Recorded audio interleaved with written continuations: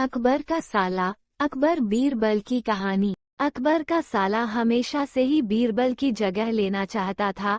अकबर जानते थे कि बीरबल की जगह ले सके ऐसा बुद्धिमान इस संसार में कोई नहीं है।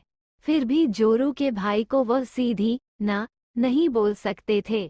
ऐसा करके वह अपनी लाडली बेगम की बेरुखी मोल नहीं लेना चाहते थे।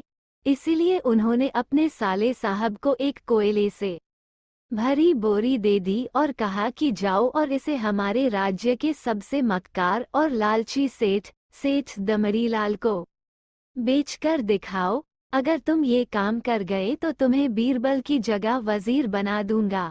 अकबर की इस अजीब शर्त को सुनकर साला अचंभे में पड़ गया। वो कोयले की बोरी लेकर चला तो गया, पर उसे पता था कि वो सेठ किसी की बातों में नहीं आने वाला, ऊपर से वो उल्टा उसे ही चूना लगा देगा। हुआ भी यही। सेठ दमड़ीलाल ने कोयले की बोरी के बदले एक ढेला भी देने से इनकार कर दिया। साला अपना सा मुंह लेकर महल वापस लौट आया और अपनी हार स्वीकार कर ली। अब अकबर ने वही काम बीरबल को करने को कहा।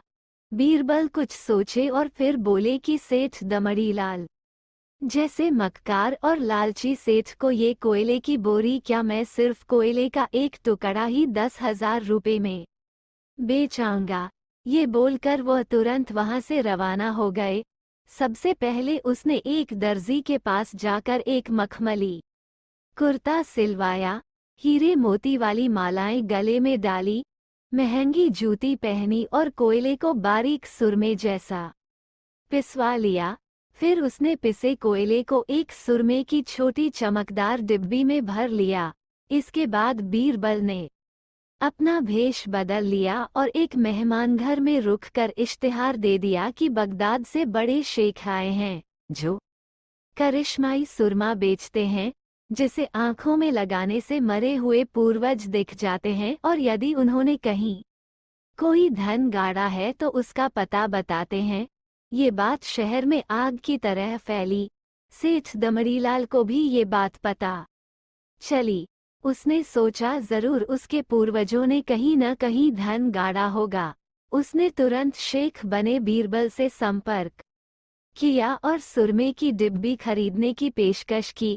शेख ने डिब्बी के 20,000 रुपये मांगे और मोल भाव करते करते 10,000 में बात तय हुई। पर सेठ भी होशियार था। उसने कहा, मैं अभी तुरंत ये सुरमा लगाऊंगा और अगर मुझे मेरे पूर्वज नहीं दिखे तो मैं पैसे वापस ले लूंगा। बीरबल बोला, बिल्कुल आप ऐसा कर सकते हैं।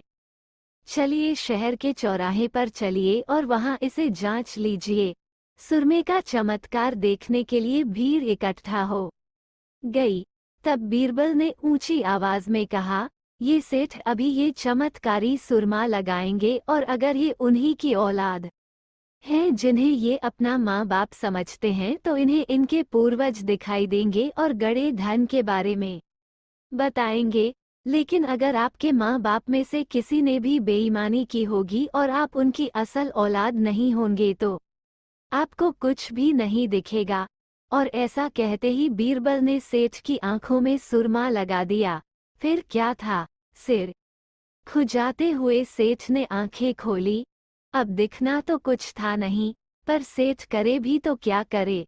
अपनी इज्जत बचाने के लिए सेठ ने 10,000 बीरबल के हाथ थमा दिए और मुंह फुलाते हुए आगे बढ़ गए। बीरबल फौरन अकबर के पास पहुंचे और रुपये थमाते हुए सारी कहानी सुना दी। अकबर का साला बिना कुछ कहे अपने घर लौट गया और अकबर बीरबल एक दूसरे को देखकर मंद मंद मुस्काने लगे। इस किस्से के बाद फिर कभी अकबर के साले ने बीरबल का स्थान नहीं मांगा।